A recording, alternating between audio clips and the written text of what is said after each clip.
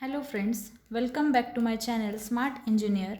My name is Pooja Subhashrao Deshmukh from International Center of Excellence in Engineering and Management College, Aurangabad.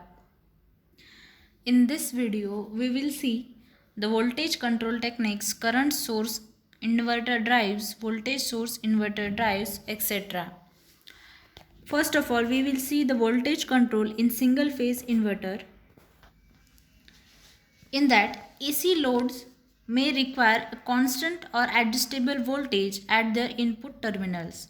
When such loads are fed by inverters, it is essential that output voltage of the inverters is so controlled as to fulfill the requirements of AC loads. In case inverter supplies power to a magnetic circuit, such as an induction motor, the voltage to frequency ratio at the inverter output terminal must be kept constant. This avoids saturation in the magnetic circuit of the device fed by the inverter. The various methods for the control of output voltage of inverter are as under. First one is the external control of AC output voltage. Next one is the external control of DC input voltage. And the third one is the internal control of inverter. The first two methods require the use of peripheral components, whereas the third method requires no peripheral components. These methods are now briefly we will discuss. In that, first one is the external control of AC output voltage. There are two possible methods of external control of AC output voltage obtained from the inverter output terminals. These methods are AC voltage control and series inverter control. Now, discuss briefly. First one is AC voltage control. The block diagram of external control of AC output voltage is as shown in figure. In this method, AC voltage controller is inserted between the output terminals of inverter and the load terminals as shown in the figure. The voltage input to the AC load is regulated through the firing angle control of AC voltage controller. This method gives rise to higher harmonic content in the output range, particularly when the output voltage from the AC voltage controller is at low level. This method is therefore rarely employed except for low power applications. Next one is the series inverter control. The figure for series inverter control and the waveform also is as shown in the figure. This method of voltage control involves the use of two or more inverters in series, which is illustrate that how the output voltage of the two inverters can be summed up with the help of transformers to obtain an adjustable output voltage. In this figure, the inverter output is fed to two transformers whose secondaries are connected in series. Phasor sum of the two fundamental voltages, that is V01 and V02, gives the resultant fundamental voltage V0 as shown in the figure. Here V0 is equals to V01 square plus V02 square plus 2V01 into V02 cos phi raised to minus 1 divided by 2. It is essential that the frequency of the output voltages, that is V01 and V02 from the two inverters, is the same. When theta is 0, V0 is equals to V01 plus V02, and for theta is equals to pi, V0 is equals to 0 in case V01 is equals to V02. The angle theta can be varied by the firing angle control of two inverters. The series connection of the inverters called multiple converter control does not augment the harmonic content even at low output voltage levels. Now the next subtopic is the internal control of inverter. Output voltage from an inverter can also be adjusted by exercising a control within the inverter itself. The most efficient method of doing this is by pulse width modulation control used within an inverter. This is discussed briefly in what follows.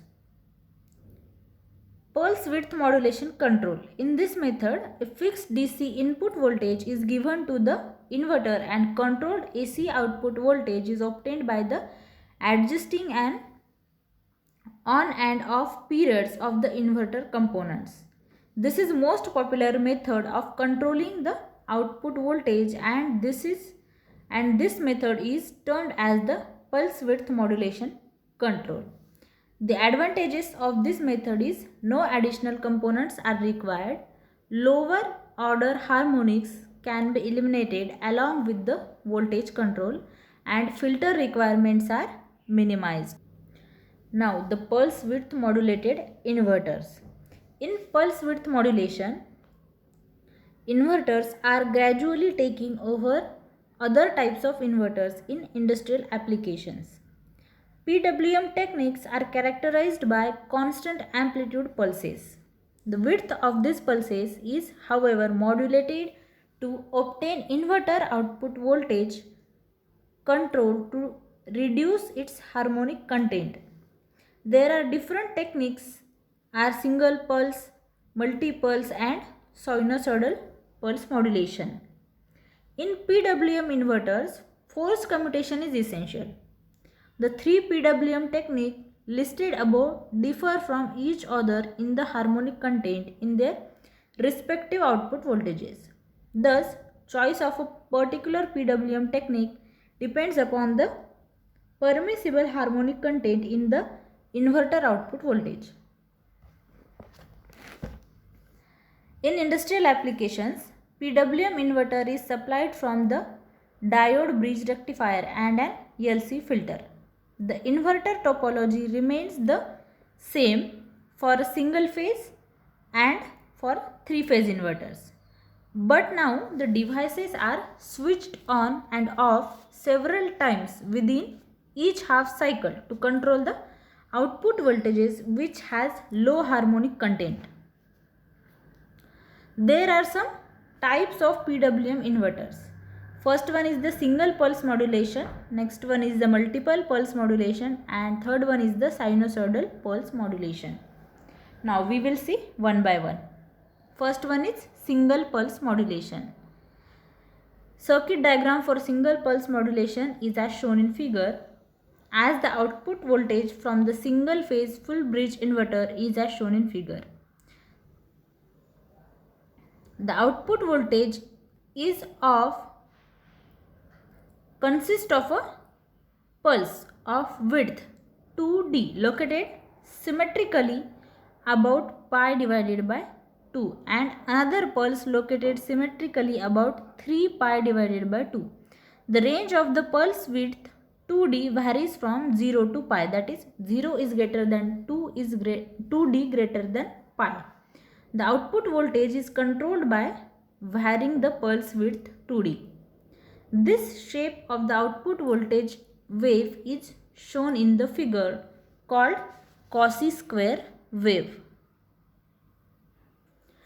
In this figure, for n is equals to 1, plot of sine D, n is equals to 3, plot of sine 3 divided by 3D divided by 3, n is equals to 5 for different pulse widths.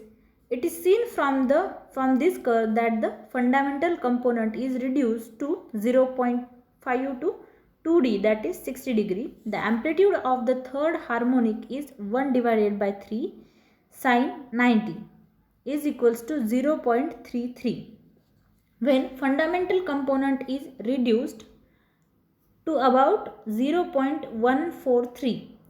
All the three harmonics, that is 3, 5, 7, become almost comparable to the fundamental. This shows that the voltage control, a great deal of harmonic content is introduced in the output voltage, particularly at low output voltage levels. The RMS value of the output voltage from this figure is VOR is equals to Vs square into 2D divided by pi raised to 1 divided by 2. That is Vs is equals to 2D divided by pi raised to 1 divided by 2. Now next one is the multiple pulse modulation. In this method, the pulse modulation is an extension of single pulse modulation. In multiple pulse modulation, that is MPM, several equidistant pulses per half cycle are used. For simplicity, the effect of using two symmetrically spaced pulses per half cycle is investigated here. In this figure, the pulse width is taken half of that, amplitudes are same. This means that RMS values of the pulses are equal to that given in equation for the waveform. Fourier constants are as under, that is Bn is equals to 2 divided by pi integration of 0 to pi V0 sin n omega t into d omega t is equals to 2 divided by pi integration of y minus d divided by 2 to y plus d divided by 2 into Vs sin n omega t into d omega t into 2. In this method, many pulses having equal widths are produced per every half cycle, and the gating signals are produced by comparing a reference signal with triangular carrier wave. This is the output voltage waveforms for multiple pulse modulation.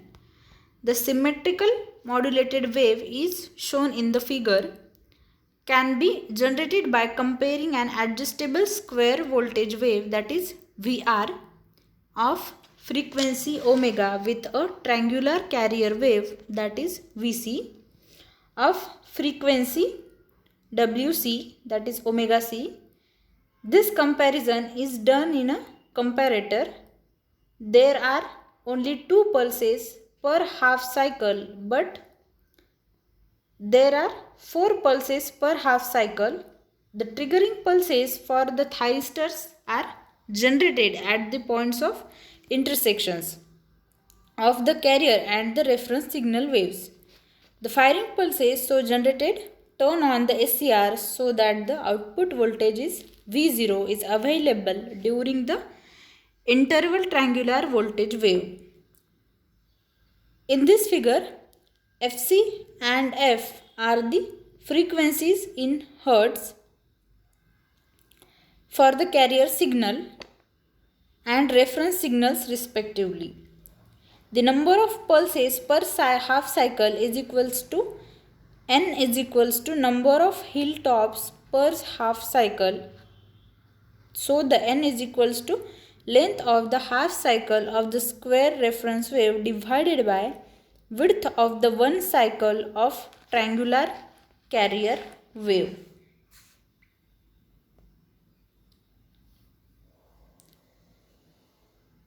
It is seen from the above that the fundamental component of output voltage is low for 2 pulse modulation than it is for single pulse modulation. But the lower order harmonics are eliminated and the higher order harmonics are increased. But higher order harmonics can be filtered easily. This will increase switching losses. But large number of pulses per half cycle requires frequent turn on and turn off thyristors. Now, last one is the sinusoidal pulse modulation. In this method, In this method of modulation, there are several pulses per half cycle are used in the case of multiple pulse modulation. In multiple pulse modulation, pulse width is equal for all the pulses. But in sinusoidal pulse wave modulation, the pulse width is sinusoidal function of the angular position pulse in a cycle. This is the diagram of sinusoidal pulse modulation and its waveforms. For realizing sinusoidal pulse wave modulation, a high frequency triangular carrier wave VC is compared with a sinusoidal reference wave, that is VR, of the desired frequency. The intersection of VC and VR waves determines the switching instants and commutation of the modulated pulse. VC is the peak value of triangular carrier wave and VR that of the reference or modulating signal. The carrier and reference waves are mixed in a comparator when sinusoidal wave has magnitude higher than the triangular wave. The comparator output is high, otherwise it is low. The comparator output is processed in a trigger pulse generator in such a manner that output voltage wave of the inverter has a pulse width in agreement with the comparator output pulse width. So these are the two terms in the sinusoidal pulse modulation. The first one is what is overmodulation? When the peak magnitude of the modulating signal exceeds the peak magnitude of carrier signal. The PWM inverter operates under overmodulation. During overmodulation, the output voltage increases slightly. This is the overmodulation. Now, what is the modulation index? Modulation index is the ratio of the peak magnitude modulating waveform and the carrier waveform. Modulation index controls the harmonic content in the output voltage. Now, next one is the reduction of harmonics in the inverter output. There are several industrial applications which may allow a harmonic content of 5% of its fundamental component of input voltage when inverters are used. Actually, the inverter output voltage may have harmonic content much higher than the 5% of its fundamental component. In between the load and inverter, if the inverter output voltage contains high frequency harmonics, this can be reduced by a low size filter. For the attenuation of low frequency harmonics, however, the size of the filter component increases. Now the harmonic reduction by PWM. It has already been discussed that when there are several pulses per half cycle, lower order harmonics are eliminated. The illustrate output voltage waveforms that can be obtained for a single phase full bridge inverter. This waveform can also be obtained from a single phase half bridge inverter. But then the amplitude of the voltage wave would be Vs divided by 2. The waveform needs 10 commutations per cycle is equals to 360 degree. Instead of 2 in an unmodulated wave, the voltage waveform is symmetrical about pi as well as pi divided by 2. As this voltage waveform has quarter wave symmetry, that is An is equals to 0. So the equation is as shown in figure, that is Bn is equals to 4 divided by pi Vs in bracket, that is integration of 0 to alpha 1 sin n omega t into d omega t minus integration of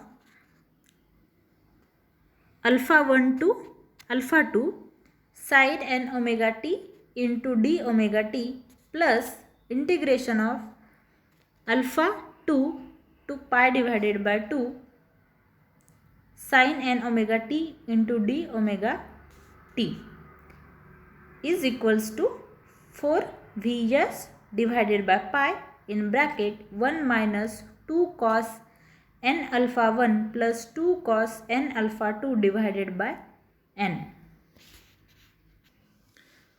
Thus, with this method of harmonic reduction, inverter is derated by 100 minus 83.91 into 16.09%. Another disadvantage of this method is that there are additional 8 commutations per cycle, and this leads to more switching losses in the thyristor.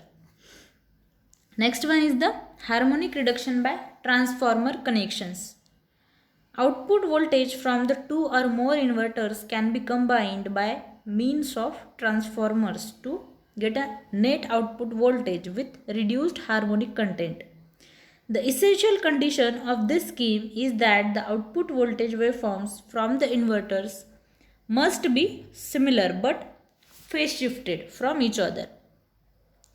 The figure illustrates that the two transformers in series, their output voltages V01 from inverter 1 and V02 from inverter 2 are shown in figure. Here V02 waveform is taken to have a phase shift of pi divided by 3 radian with respect to V01. The resultant output voltage V0 is obtained by adding the vertical coordinates of V01 and V02. It is seen that V0 has an amplitude of 2 Vs from pi divided by 2 to pi into 4 pi divided by 3 to 2 pi and so on. Note that the shape of the output voltage wave V0 is a Cauchy square wave. The Fourier analysis of the waveform V01 and V02 as follows, that is, the resultant voltage V0 is equals to V01 and V02, that is 4 Vs divided by pi, that is, note that 4 Vs divided by pi into under root 3 in bracket sine in bracket omega t minus pi divided by 6 bracket close, this is the first one, plus 1 divided by 5 sine in bracket 5 omega t plus pi divided by 6 bracket close, this is second one, plus 1 divided by 7 sine in bracket 7 omega t minus pi divided by c bracket close, and so on. The expression for resultant voltage V0 as given above can be obtained from the V01 and V02 analytically or graphically. The summation by graphical method is carried out. Note that the equation and Fourier analysis of V01 and V02.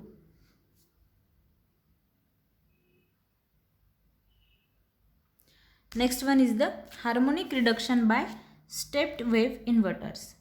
In this method, pulses of different widths and heights are superimposed to produce a resultant stepped wave with reduced harmonic content. Figure shows that two stepped wave inverters fed from a common DC supply.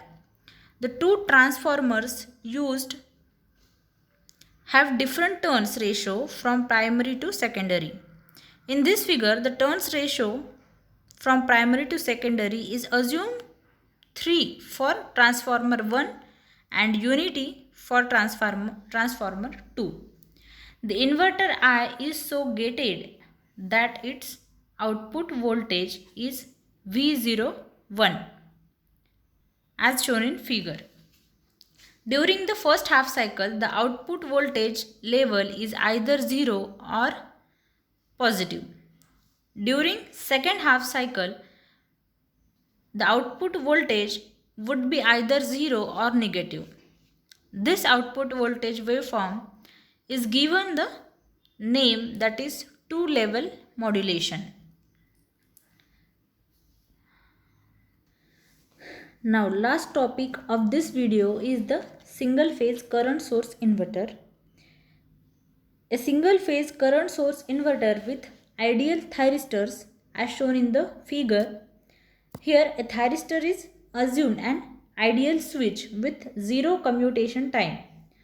Positive directions for the load voltages that is V0 and load current is I0 are indicated.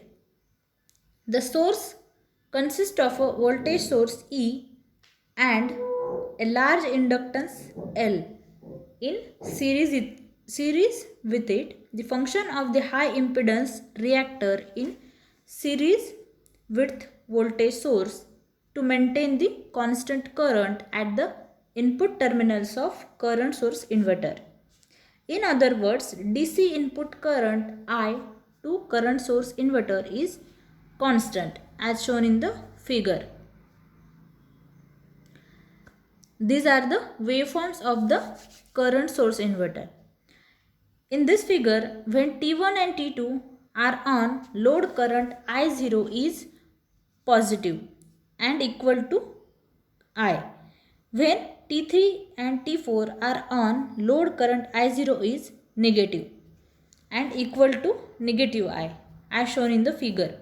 The output frequency I0 can be varied by controlling the frequency of triggering the thyristor pairs that is T1, T2 and T3 and T4. It is seen from the figure that is output current I0 is a square wave of amplitude equal to the DC input current that is I. Assume that the load consists of a capacitor C. It is known for a capacitor that is I0 is equals to C into dVO divided by dt. That is I0 is a constant and slope dVO divided by dt must be constant over every half cycle.